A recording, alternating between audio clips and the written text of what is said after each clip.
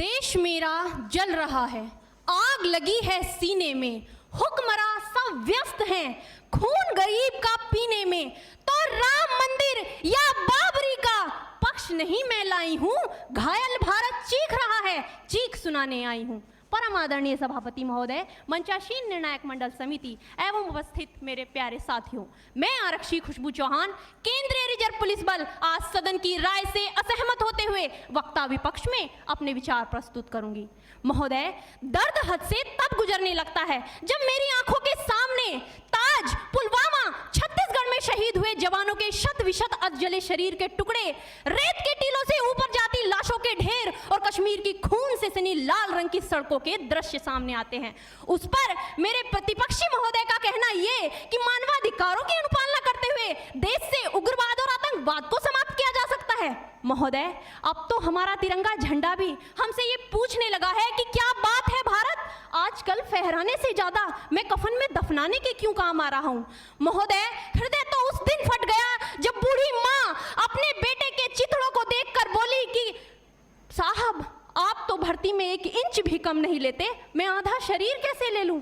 महोदय, आज इन मानवाधिकारों के कारण इन आतंकियों के बंगलों की आकाओं की नाकफनी हंसती है और शहीद हुए हमारे जवानों के आंगन की तुलसी रोती है। जब एक शहीद हुए जवान की विधवा की वेदना चीख चीख कर ये कहती है कि प्यार भी भरपूर गया, मांग का सिंदूर गया, नन्हे नौनिहालों की लंगोटियां चली गई, छोटी छोटी बेटियों की चोटियां चली गई और आपके लिए तो एक आदमी मरा है साहब, मेरे घर की तो रोटियां ही चली गई।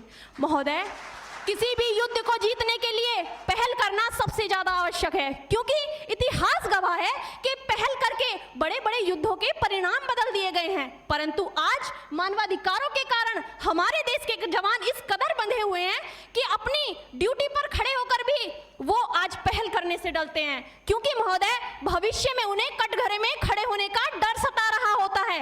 वो ये जानते हैं कि चाहे एक उग्रवादी की राइफल से निकलने वाली गोली को ये तय करना पड़े या ना पड़े कि वो किसे लगेगी, लेकिन हमारी राइफल से निकलने वाली हर गोली को ये निर्णय लेना पड़ता है कि चाहे वो किसी निर्दोष को लगे, दोषी को लगे या ना लगे, परंतु किसी निर्दोष को नहीं लगनी चाहिए। यदि ऐसा हुआ तो ना तो ये समाज हमें छोड़ेगा, ना ही तिल का ताड़ बनाने वाली ये मीडिया हमें छोड़ेगी। और महोदय, मानवाधिकार के तले किसी जवान को दबाकर युद्ध के मैदान में छोड़ देना कोई वीरता नहीं, एक आत्महत्या है।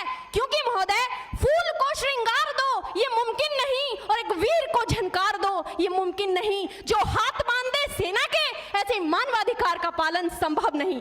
महोदय, आज सत्यनिष्ठा के मार्ग पर चलते हुए भी हमारे देश का जवान इन आतंकवादियों, इन पत्थरबाजों से डरता है, क्योंकि वो जानता है कि उसकी राइफल से निकलने वाली गोली अगर टारगेट को हिट नहीं भी करेगी तो भी 400 मीटर तक जाएगी, और यदि इस बीच वो किसी निर्दोष को लग गई तो महोदय हमें अपनी नौकरी से हाथ तक धोना पड़ सकता है। और महोदय, अपनी नौकरी को बचाने की खातिर एक जवान आज ये सोचता है कि चाहे सांप मरे या ना मरे, परंतु लाठी नहीं टूटनी चाहिए, क्योंकि आज हमारे देश के हालात कुछ ऐसे हो गए हैं कि चिरागों को हवाओं में उछाला जा रहा है, हवाओं पर भी रोब डाला जा रहा है। अरे हम ही तो बुनियाद है आंतरिक सुरक्षा की, और आज हमें ही नौकरी से निकाला जा रहा है। महोदय, जब पुलवामा में 44 जवान शहीद हुए, छत्तीसगढ़ में 76 जवान शहीद हुए, तो कोई भी मानवाधिकार की दुहाई देने वाला हमारे पक्ष में आकर खड़ा नहीं हुआ। परंतु जब जेएनयू विश्वविद्यालय में एक देशद्रोही के द्वारा भारत तेरे टुकड़े होंगे, अफजल हम शर्मिंदा हैं जैसे देशद्रोही नारे लगते हैं, तो सारे मानवाधिकार के ज्ञाता आकर उसके पक्ष में खड़े हो जाते हैं। तभी तो क्या कहा था उस देशद्रोही ने कि तुम एक अफजल को मारोगे हर घर से अफजल निकलेगा। तो मैं भारत की बेटी अपनी भारतीय